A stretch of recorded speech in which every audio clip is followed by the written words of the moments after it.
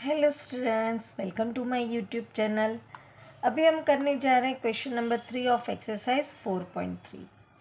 Question क्या है? Is it possible to design a rectangular mango grove whose length is twice its breadth and the area is 800 meters square?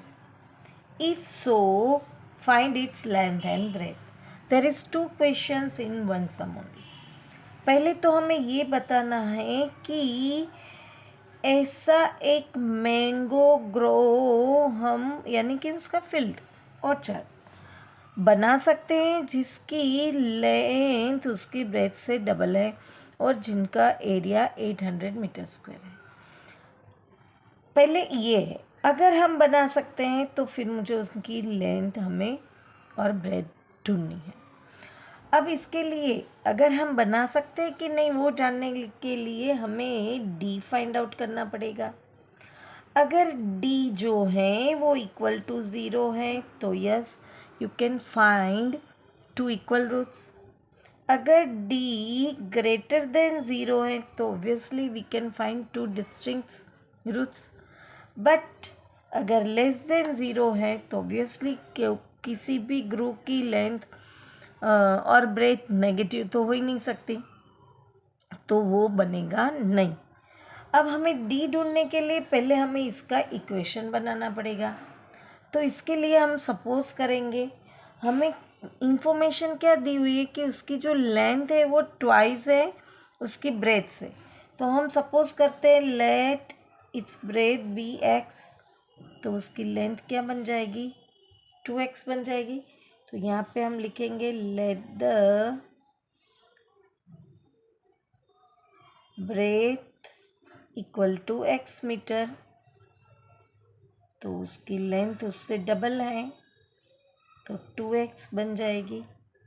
अब उन्होंने हमें क्या दिया है कि उसका एरिया 800 मीटर स्क्वायर है। अब 800 मीटर स्क्वायर है एरिया, तो वो हमें क्या मिलेगा? अरे इक्वेशन हम कैसे बनाएंगे उसकी एरिया? तो एरिया ऑफ रेक्टेंगल हमारे पास क्या है? L into B. अब एरिया है हमारे पास 800 मीटर, लेंथ है 2x और ब्रेथ है x। तो हमारे पास इक्वेशन क्या बनेगा? 2x स्क्वायर ये बनेगा। अब ये 800 इक्वल की इस तरफ है, इस तरफ लेंगे तो माइनस हो जाएगा। तो हमारा इक्वेशन बना 2x square minus 800 equal to zero. अब उसका हम डी फाइंड करेंगे तो हमारे पास डी की फॉर्मूला है, मैं यहीं पे कर रही हूँ। D equal to B square minus 4ac। अब देखो यहाँ पे इसका अगर स्टैंडर्ड क्वाड्रेटिक फॉर्म अगर हम देखें, स्टैंडर्ड फॉर्म हमारे पास है A X square plus B X plus C equal to zero. अब आप देखो तो यहाँ पे ये वाली टर्म है ये 2x स्क्वायर और ये बीच वाली है ही नहीं और सीधा हमारे पास है सी। तो यहाँ पे b है ही नहीं तो उसकी जगह हम ज़ीरो डालेंगे। 4 मल्टीप्लाई बाय, यहाँ पे इसके अंदर a की वैल्यू होगी 2 और b की वैल्यू 0 और c की वैल्यू होगी माइनस 800। तो वही वैल्यू हम यहाँ पे पुट करेंगे c की माइनस 800। अब ज़ीरो की तो स्क्वायर ज़ीरो ही रहता है तो उसको ना लिखे लिखे एक ही होता है तो उसको हम लिखेंगे ही नहीं। और यहाँ पे ये माइनस माइनस प्लस हो जाएगा। 4 2 ज़ा 8, 8 8 ज़ा 64।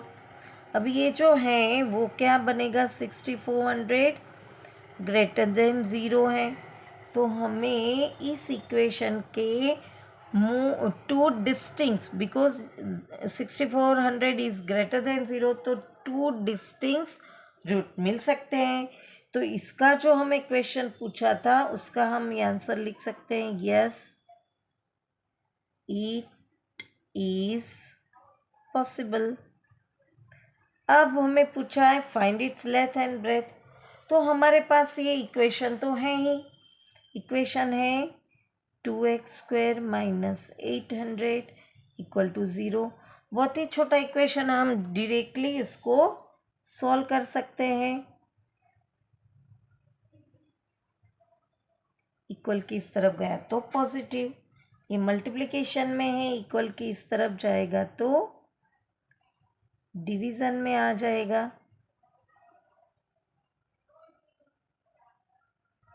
अब ये प्लस माइनस हो सकता है, बट ये ज़रूरी यहाँ पे लिखना नहीं है। क्यों? क्योंकि लेंथ और ब्रेथ कभी नेगेटिव हो ही नहीं सकती, तो पॉजिटिव ही है।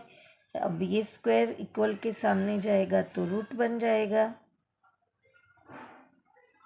अब आप 8th में स्क्वायर रूट वाला चैप्टर पढ़ चुके हैं, तो ये तो बहुत ही आसान है। इसका रूट निकालना 20 आता है, तो 20 मीटर हो गया। अब एक्स हमने क्या सपोज किया था भाई? एक्स क्या थी हमारी?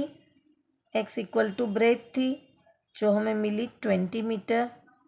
अब लेंथ क्या है? 2x है, यानी कि 2 मल्टीप्लाई बाय 20, तो लेंथ हमें मिली 40 मीटर।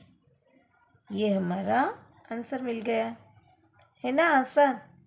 यहाँ पे क्वेश्चन नंबर 3 फिनिश होता है। वापस मिलेंगे नेक्स्ट क्वेश्चन के साथ।